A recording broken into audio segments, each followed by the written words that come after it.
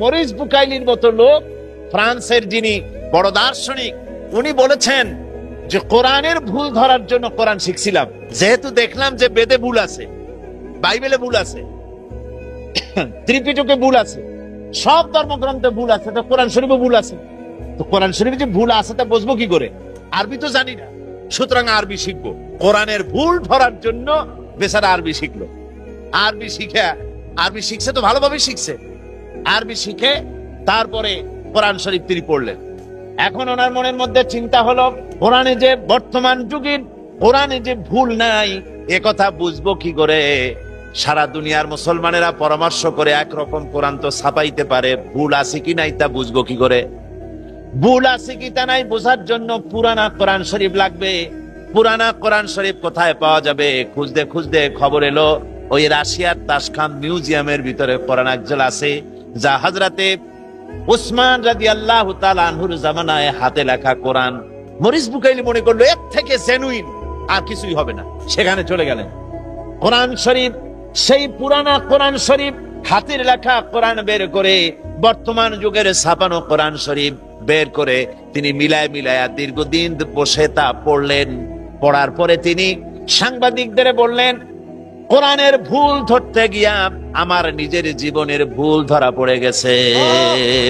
আমি কোরআন শরীফ পড়ে দেখলাম তামাম কোরআনের ভিতরে হযরতে উসমান রাদিয়াল্লাহু তাআলা আনহুর জামানার হাতের লেখা কোরআন আর বর্তমান যুগের ছাপানো কোরআনের ভিতরে আয়াত দাড়ি কমা, আয়াত তো দূরের কথা, সূরা পারা তো দূরের কথা, একটা দাড়ি কমা, একটা ফুল স্টপের কোন পরিবর্তন আমি দেখতে পাই নাই। শুধু তাই নয়, উনি আরো বলেন, আমি কোরআন শরীফের ভিতরে বিজ্ঞানের যত থিওরি আমি পেয়েছি, এই বিজ্ঞানের থিওরি, পৃথিবীতে যত থিওরি আছে, বিজ্ঞানের আর একটা থিওরি হচ্ছে বিজ্ঞানের কোন থিওরি ফাইনাল নয়। আজকে একজন একটা বলে, কালকে আবার আরেকজন আর একটা বলে। এরকম করে আমি কোরআন শরীফের ভিতরে বিজ্ঞানের তথ্যমূলক যত বর্ণনা কোরআন শরীফের ভিতরে পেয়েছি, এই বিজ্ঞানের থিওরিগুলির ভিতরে কোনো পরিবর্তন দেখি নাই, আর কোনো পরিবর্তন করার সম্ভাবনাও আছে বলে আমি মনে করি না। তিনি বলছেন, গোটা কোরআন শরীফ সংখ্যা তত্ত্বের দিক থেকে, বাচন ভঙ্গির দিক থেকে, এর মধ্যে একটা ভুল ধরার জন্য বহুত চেষ্টা করেছি। গোটা কোরআন শরীফ ভিতরে কোথাও এতটুকু আমি ভুল বর্ণনার ভিতরে, আলোচনার ভেতরে আমার নজরে পাইনি। মরিস বুকাইলি পাবে কি করে?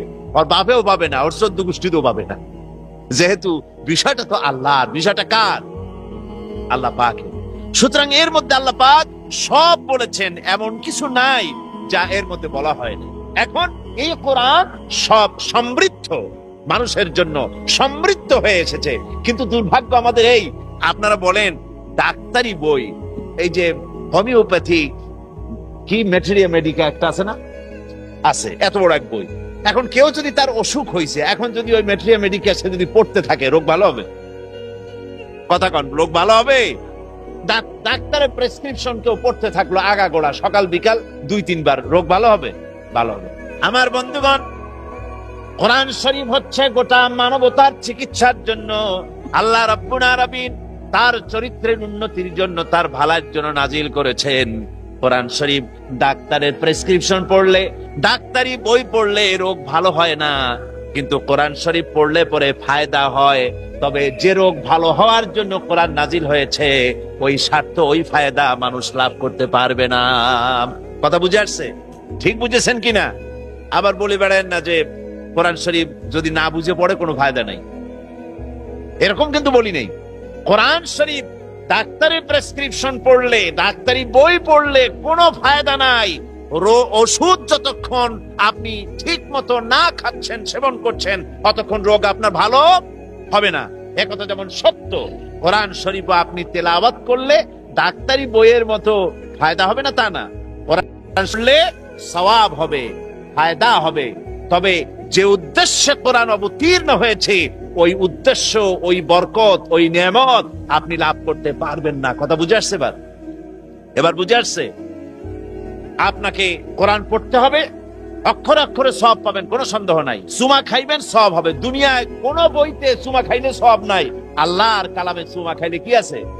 সওয়াব আছে। মাথায় রাখলে সওয়াব আছে, বুকে রাখলে সওয়াব আছে, তেলাওয়াত করলে সওয়াব আছে, বুঝলেও সওয়াব আছে, না বুঝলেও সওয়াব আছে। সুবহানাল্লাহি ওয়া বিহামদিহি। সুতরাং এটা নাজিল হওয়ার আসল উদ্দেশ্য শুধু সওয়াব নয়, আসল উদ্দেশ্য হলো আপনি বুঝবেন, আমল করবেন, সমাজে কায়েম করবেন, দুনিয়াও শান্তি পাবেন, আখিরাতেও শান্তি পাবেন। এখন এই কোরআন অবতীর্ণ করেছেন আল্লাহ পাক, অবতীর্ণ করে বলছেন ফামান তাবিআ হুদায়া ফালা খাউফুন আলাইহিম ওয়ালা হুম ইয়াহজানুন। আল্লাহ রাব্বুল আলামিন বলেন, আমি এই কোরআনকে অবতীর্ণ করে দিলাম, এই কোরআন যারা মেনে চলবে, কোরআনের আইন কানুন যারা মানবে, ফালা খাউফুন আলাইহিম, ওদের জন্য কোনো ভয় নাই, ওদের জন্য কোনো চিন্তা নাই। জোরে বলেন সুবহানাল্লাহ, জোরে বলেন সুবহানাল্লাহ। আল্লাহ পাক বলছেন কোনো ভয় নাই, কোনো চিন্তা নাই। কোরআন মানো, কোরআন শরীফ অনুযায়ী তোমরা তোমাদের জীবনকে পরিচালিত করো, তাহলে তোমরা দুনিয়ায় শান্তি পাবে, ব্যক্তিতে, পরিবারে, রাষ্ট্রে, সব জায়গায় শান্তি পাবে। আমাদের দুর্ভাগ্য, ওই যে আগেই বলেছি, একদিকে সৌভাগ্যবান জাতি, আর একদিকে দুর্ভাগ্য আমাদের, যে এত বড় নিয়ামত থাকতে এর থেকে আমরা বঞ্চিত। এটাকে আমরা সুন্দর করে পেঁচাইয়া তারপরে ওই মেয়ের সাথে দিয়ে দেওয়া হয় বিবাহের সময়। বিবাহের সময় মেয়ে বাড়িতে দিয়ে দেওয়া হয়, তা তো আগে দিত, এখন তাও বন্ধ হয়ে গেছে। এখন কোরআন শরীফও দেয় না। আগে অন্তত বিবাহের সময় মেয়ে দেখতে গিয়ে জিজ্ঞেস করতো যে কোরআন শরীফ পড়তে পারো কিনা মা, একটু কোরআন শরীফ পড়ো। শ্বশুরে জিজ্ঞেস করতো, শাশুড়িতে, হবু শ্বশুর, হবু শাশুড়ি, হবু বউকে জিজ্ঞেস করতো পুত্রবধূকে, কোরআন পড়তে জানো কিনা, সূরা ফাতিহাটা পড়ো তো। কি বলেন, এইগুলি জিজ্ঞেস করা হতো না আগে? এখন এই সব জিজ্ঞেস করে না। কোরআন জিজ্ঞেস করবে কখন? আগেই জিজ্ঞেস করে রবীন্দ্রনাথের সঙ্গীতের প্যানপ্যানানি সুর জানো কিনা, নাচতে পারো কিনা। এইগুলো হলো আগের জিজ্ঞাসা। নাউযুবিল্লাহি মিন যালিক। আগে এমন অবস্থা ছিল, সকাল বেলায় বাড়ি থেকে যখন বেরোতাম, আমাদের অবস্থা তো এই ছিল, আব্বা অর্ডার করতেন ফজরের নামাজ পড়ে তেলাওয়াত না করে বিছান থেকে উঠতে পারবে, নামাজে যায়, নামাজে বসে থাকতে হবে, তেলাওয়াত করতে হবে, জোরে জোরে তেলাওয়াত করতে হবে যেন আমি শুনতে পাই। বাড়িতে বাড়িতে তেলাওয়াতের আওয়াজ হতো, প্রত্যেক মুসলমানের ঘরের থেকে তেলাওয়াতের আওয়াজ বেরোতে সকালবেলা। এটা সত্য কথা বলছি কিনা বলেন? যারা বুড়া মানুষ তারা বলেন এটা ঠিক কিনা। এখন সকালবেলা ফজরের সময় তেলাওয়াত করবে কি? ফজরই তো হয় না। আবার যাও ফজর হয়, তারপরে ঘুমায় জনমের মতো। জিসনে সোয়া উসনে খোয়া, উর্দুতে একটা কথা আছে, ফজর পড়ে যে ঘুমাইলো সে সব খুয়াইলো। কথা বুঝতে পেরেছেন? তবে শেষ রাত্রে যদি কেউ জাগে তো ওটাকে কভার করার জন্য ঘুমায় নিবে, আপত্তি নেই, সে ব্যাপারে কোনো ফতোয়া দিচ্ছি না আমি। কথাটা হচ্ছে এই যে ফজরের নামাজের পরে যে তেলাওয়াতের সিলসিলা ছিল আগের যুগে, সেটা এখন চলে গেছে। এখন সকাল বেলায় বা দিনের বেলা ওই গলা সাথে সারে গামা পাদানিসা এইগুলি হাবিজাবি এগুলি করতে থাকে। ওই আগের মতো ওই কোরআনের আওয়াজ বাড়ি বাড়ি থেকে বের হয় না।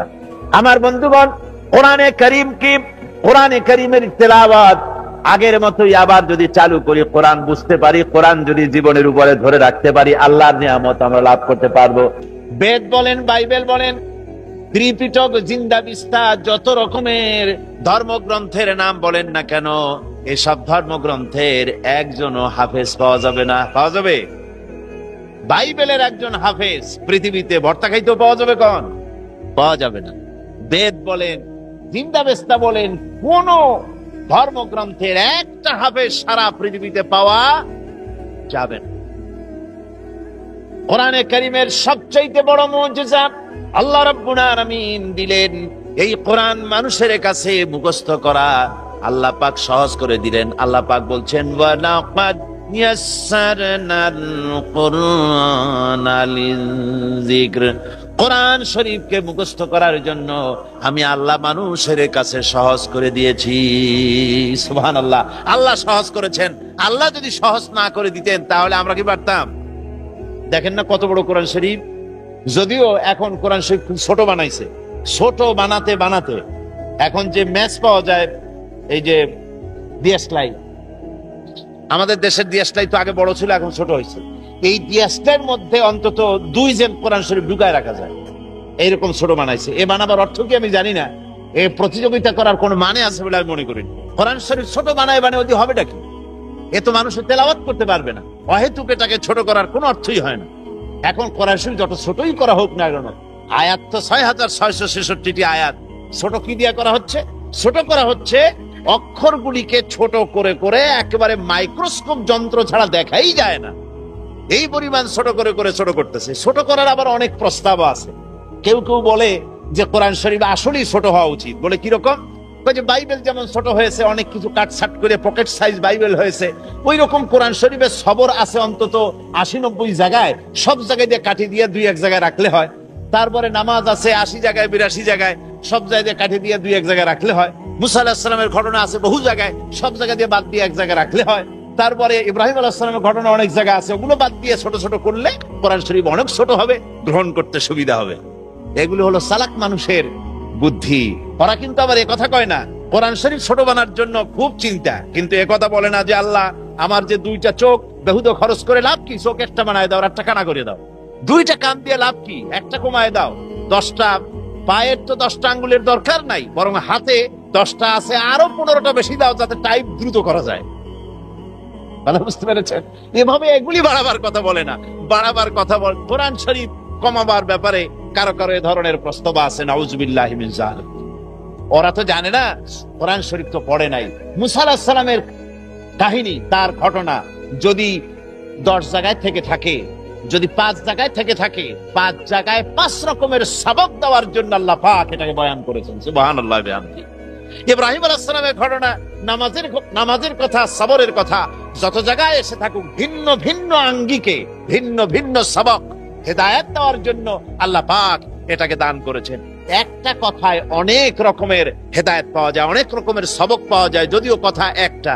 যেমন হযরতে ওমর বিন আব্দুল আজিজ রাহমাতুল্লাহ আলাইহির জামানায় শহরত করা হতো, বাজারে ঢোল পিটানো হতো, যাকাত কে নেবে, যাকাত কে নেবে, এটা ইতিহাস। তো তখন একজন লোকও পাওয়া যেত না যে ব্যক্তি বলবে যে আমার যাকাত দরকার, আমার এই সদকার টাকার দরকার। কি বলেন? এই ঘটনা আপনারা শুনছেন না? এখন এই যে একটা কথা, যাকাত কে নেবে, চিৎকার মারা হচ্ছে, একটা লোক পাওয়া যাচ্ছে না যে আমার দরকার। এই একটা কথার মধ্যে আমরা কয়েকটা সবক পেতে পারি। কি কি সবক পাই?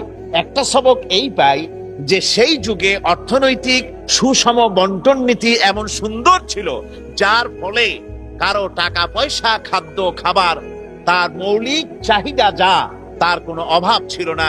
রাষ্ট্রপ্রধান থেকে শুরু করে সাধারণ নাগরিক পর্যন্ত সকলের খাওয়া পড়া, শিক্ষা, চিকিৎসা, বাসস্থানের গ্যারান্টি গভর্নমেন্ট দিতে পেরেছিল। এ পেলাম এক সবক।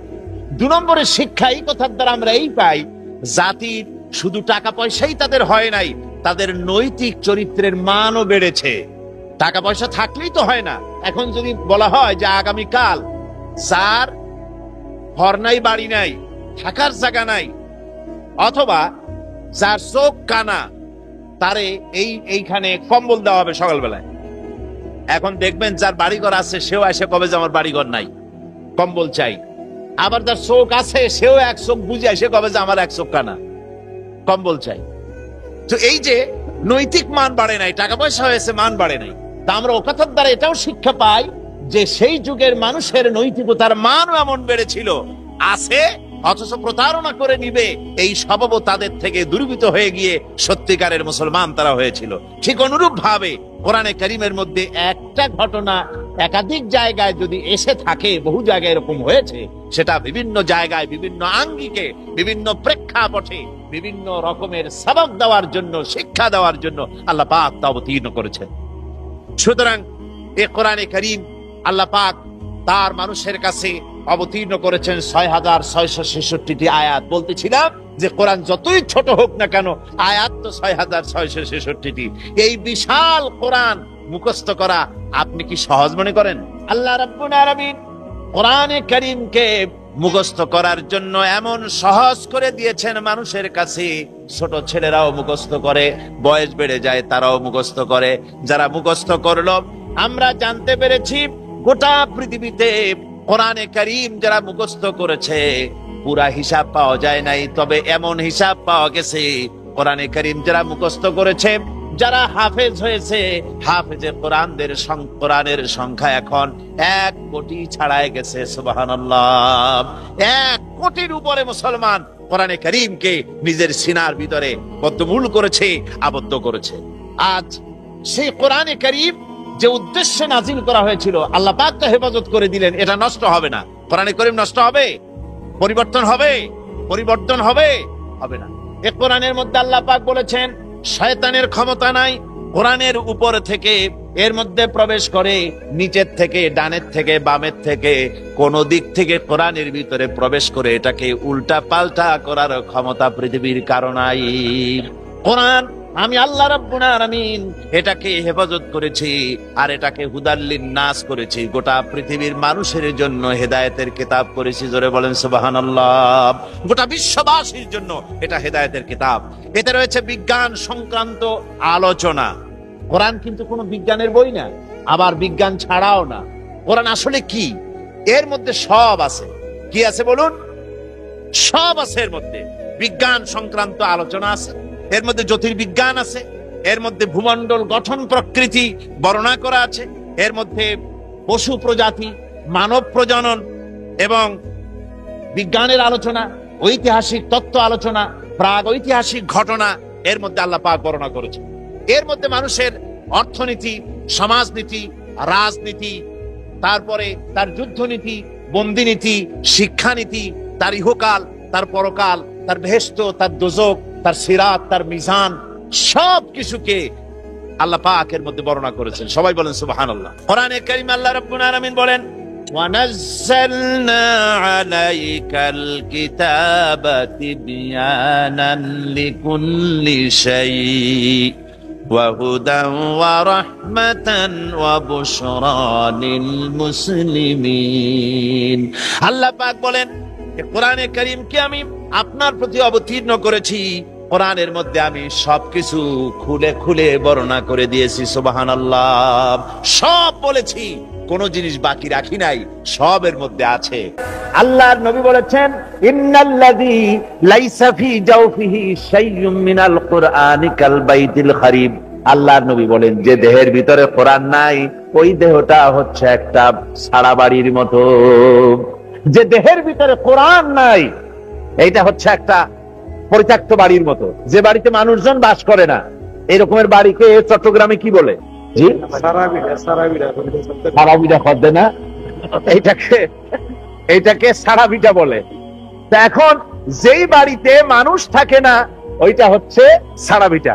আচ্ছা, এই সারাবিটা থেকে যখন মানুষ রাতের বেলায় ওর কাছ থেকে যখন যায় তখন ভয় করে কিনা? কন ভয় করে কিনা?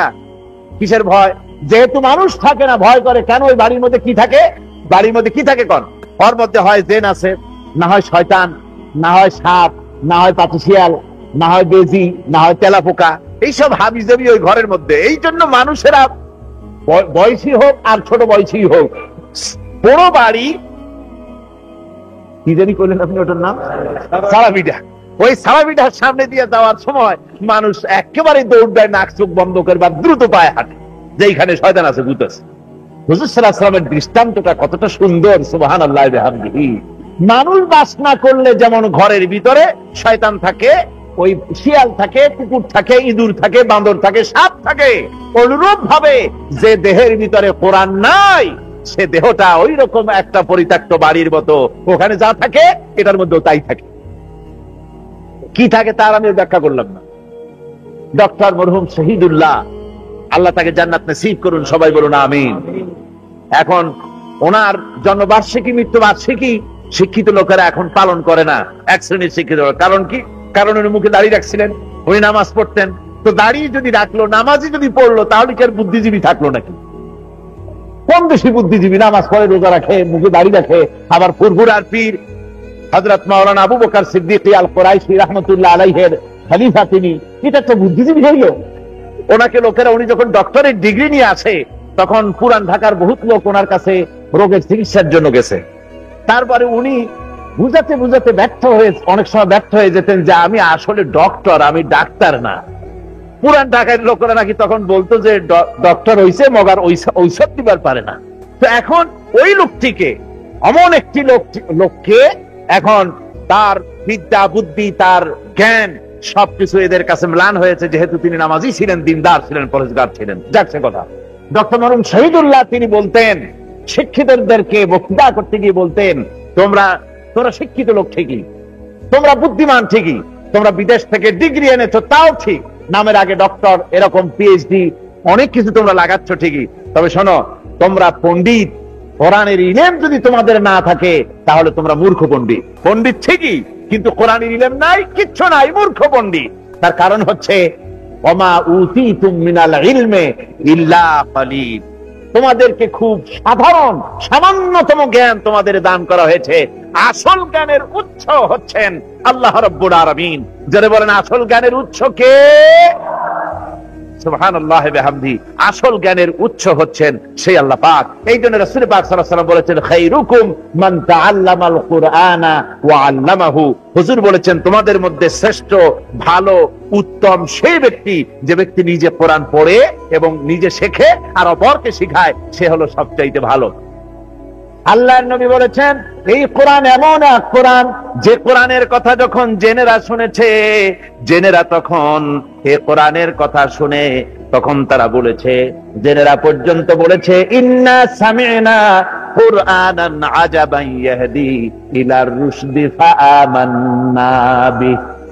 জেনেরা পর্যন্ত কথা না বলে থাকতে পারে নাই, কোরআন শোনা মাত্রই তারা বলেছে, ইন্না সামি'না কুরআনান আজাবা, আমরা আশ্চর্য ধরনের কোরআন আমরা শুনেছি, যে কোরআন ইহদি ইলার রুশদি, যে কোরআন সঠিক এবং সহজ রাস্তা দেখায়। জোরে বলেন সুবহানাল্লাহ। জেনেরা বলল, আমরা শুনলাম, ফাআমান্না বিহি, শোনা মাত্রই আমরা এই কোরআনের প্রতি ঈমান আনলাম। সুবহানাল্লাহ ওয়া বিহামদি। আল্লাহর নবী বলেন, মান ক্বালা বিহি সাদাকা, এই কোরআন শরীফ থেকে যারা কথা বলে তারাই সত্য কথা বলে। নবীর সার্টিফিকেট শোনেন, কোরআন থেকে যারা কথা বলে তারাই সত্য কথা বলে, যেহেতু কোরআনের কথা হচ্ছে আল্লাহর। কোরআনের কথা কার? ওয়ামান আসদাকু মিনাল্লাহি কিলা। আর আল্লাহর চাইতে সত্যবাদী আর কে হতে পারে? মান ক্বালা বিহি সাদাকা, যে ব্যক্তি কোরআন থেকে কথা বলে সে সত্য কথা বলে। ওয়ামান আমিলা বিহি উজরা, যে ব্যক্তি কোরআন থেকে আমল করবে আল্লাহ অবশ্যই তাকে পুরস্কৃত করবেন। সুবহানাল্লাহ ওয়া বিহামদিহি। ওয়ামান হাকামা বিহি আদালা, আর কোরআন থেকে যে বিচার ফয়সালা করবে কেবলমাত্র সেই সঠিক জাস্টিস, সুবিচার প্রতিষ্ঠিত করতে পারে। যেরকম সুবহানাল্লাহ ওয়া বিহামদিহি। ওয়ামান দাআ ইলাইহি হাদা ইলা সিরাতিল মুস্তাকিম, আর যে ব্যক্তি কোরআনের দিকে মানুষকে ডাকে সেই ব্যক্তি কেবল সহজ সরল রাস্তা মানুষকে দেখায়। সুবহানাল্লাহ পড়ে। তাবারাকাল্লাযী নাযালাল ফুরকানা আলা আবদিহি লিয়াকুনা লিল আলামিনা নাযীরা الذي له ملك السماوات والأرض ولم يتخذ ولدا ولم يكن له شريك في الملك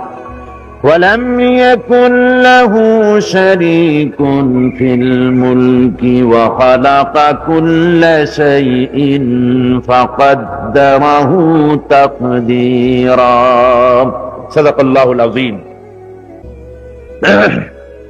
تبارك الذي نزل الفرقان على عبده ليكون للعالمين نذيرا।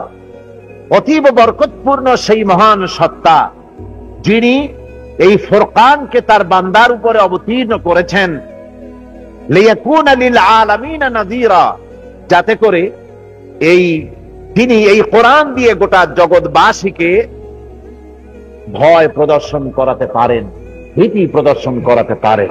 এটি হচ্ছে সূরাটি নাজিল হয়েছে রাসূল পাক সাল্লাল্লাহু আলাইহি ওয়াসাল্লামের মক্কি জিন্দেগীর মাঝামাঝি সময়। এ সময় কাফেররা হুজুর সাল্লাল্লাহু আলাইহি ওয়াসাল্লাম সম্পর্কে, কোরআন সম্পর্কে সন্দেহ, সংশয় এবং আজে বাজে কথাবার্তা ছড়াতো ইসলাম সম্পর্কে, কোরআন সম্পর্কে, রাসূল সম্পর্কে। এই সূরাটিতে এই সব সন্দেহ এবং সংশয়ের জবাব আল্লাহ পাক দান করেছেন।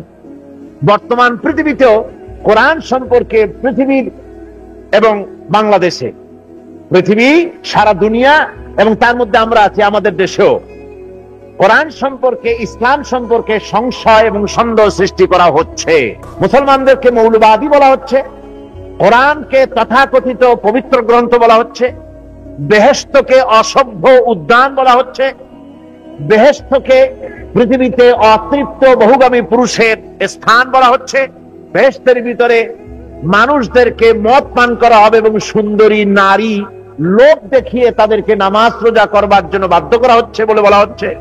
এ ধরনের আল্লাহ, রসুল, কোরআন, ইসলাম এবং তার সাথে প্রাসঙ্গিক বিষয়গুলির উপরে যখন সন্দেহ, সংশয় ইত্যাদি সৃষ্টি করছে লোকেরা, আমার দেশের এক শ্রেণীর তথাকথিত পত্র পত্রিকা এবং এক শ্রেণীর তথাকথিত বুদ্ধিজীবী শিক্ষিত লোকেরা, ঠিক সেই সময় আমি এই সূরাটিকে বেছে নিয়েছি।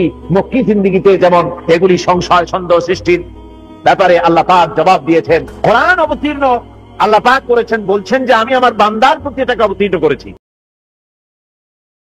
অতীব বরকতপূর্ণ সেই সত্তা যিনি তার বান্দার প্রতি এই কোরআন অবতীর্ণ করেছেন।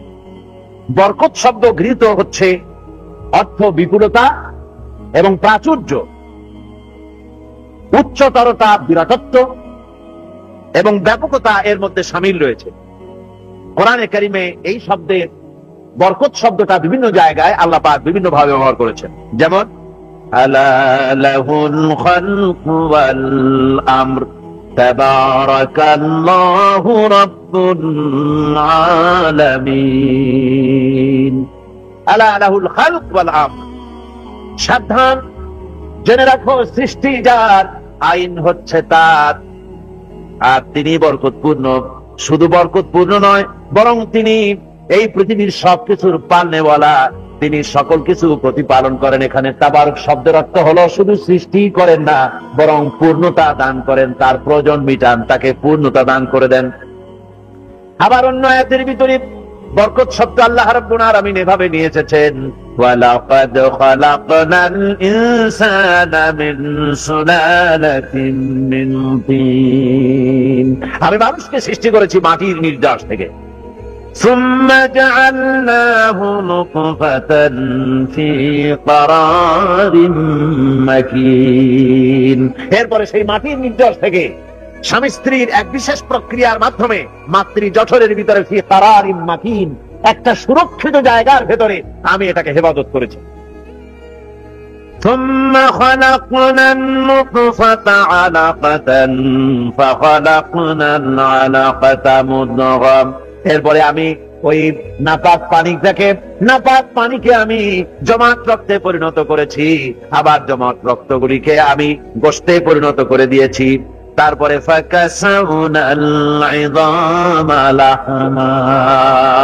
এরপরে গোশত এবং চামড়া দিয়ে সুন্দর করে বডি ফরমেশন করে আমি চামড়ার ছাউনি দিয়ে সুন্দর করে মানুষের আকৃতি দিয়েছি। ثم أنشأناه خلقا آخر فتبارك الله أحسن الخالقين। আর এরপরে আমি সুন্দর করে এক মানুষের আকৃতি তাকে দিয়ে সুন্দর করে এই পৃথিবীতে তাকে পাঠিয়েছি।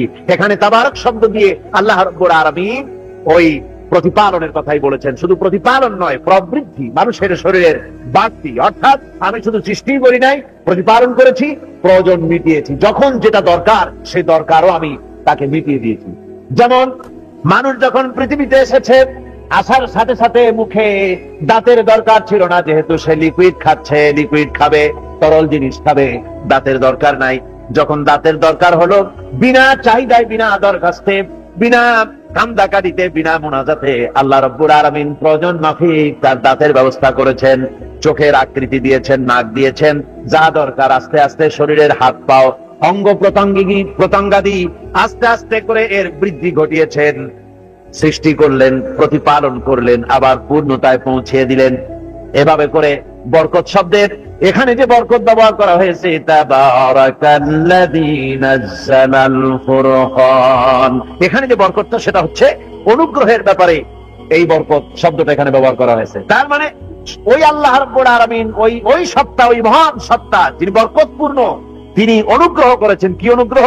বিরাট অনুগ্রহ এবং কল্যাণ তিনি তোমাদের প্রতি করেছেন। সেটা হচ্ছে নাযালাল ফুরকান, কোরআন শরীফ দিয়েছেন। এটা হচ্ছে গোটা বিশ্ববাসীর জন্য আল্লাহ পাকের সবচেয়ে বড় অনুগ্রহ। জোরে বলেন সুবহানাল্লাহ। কোরআন হচ্ছে বিশ্বের সর্বশ্রেষ্ঠ নিয়ামত। শ্রেষ্ঠ নিয়ামত কি কোন? কোরআনে কারীম হচ্ছে সর্বশ্রেষ্ঠ নিয়ামত এই পৃথিবী। আল্লাহ রাব্বুল আলামিন বলেন যে কোরআনে কারীমকে, এই বিরাট নিয়ামত আমি তোমাদের জন্য দিয়েছি, নাজিল করলাম। আমি এই কোরআনকে নাজিল করেছি তোমাদের উপরে। এর নাম এখানে কোরআন না বলে আল্লাহ বললেন ফুরকান। কি বলেছেন? ফুরকান বলেছেন। কোরআন শরীফের কয়েকটা নাম আছে, কোরআনের ভিতরে কোরআনের অনেকগুলি নাম। যেমন কোরআনের নাম জিকির, নাহনু নাযালনা যিকরা, এখানে কোরআনের নাম জিকির বলা হয়েছে। আবার কোরআনের নাম কিতাব, ইন কুনতুম ফি রাইবিন মিম্মা নাযালনা আলা আবদিনা ফাতু বিসূরাতিন মিন মিসলি। কোরআনের নাম কিতাব মানে কোরআন, তানজিল মানে কোরআন, হুদা মানে কোরআন। যেমন সূরা ফাতিহার ভিতরে আল্লাহ পাক বলেছেন, হুয়াল্লাযী আরসালা রাসূলাহু বিল হুদা ওয়া দীনিল হক লিইয়ুযহিরাহু আলাদ দীনি কুল্লিহি ওয়া কাফা বিল্লাহি শাহীদা। এখানে হুদা মানে কোরআন। এভাবে করে আল্লাহ রাব্বুল আলামিন বিভিন্ন জায়গায় কোরআনের বিভিন্ন নাম বলেছেন। এখানে বলেছেন ফুরকান। ফুরকান শব্দের অর্থ হচ্ছে আল ফারকু বাইনাল হক ওয়াল বাতিল। ফুরকান হচ্ছে সেই জিনিস যা হক এবং বাতিলের মধ্যে পার্থক্য সৃষ্টি করে। ফুরকান হচ্ছে সেই জিনিস যা কল্যাণ এবং অকল্যাণ, মঙ্গল এবং অমঙ্গলের ভিতরে পার্থক্য সূচিত করে, সত্য এবং মিথ্যাকে পার্থক্য সূচিত করে গোটা বিশ্ববাসীকে দেখায় দেয় কোনটা মিথ্যা কোনটা সত্য, কোনটা কল্যাণ কোনটা অকল্যাণ। দুনিয়াবাসীকে আল্লাহ রাব্বুল আলামিন তা দেখিয়ে দেন। এই জন্য এখানে ব্যবহার করা হয়েছে ফুরকান।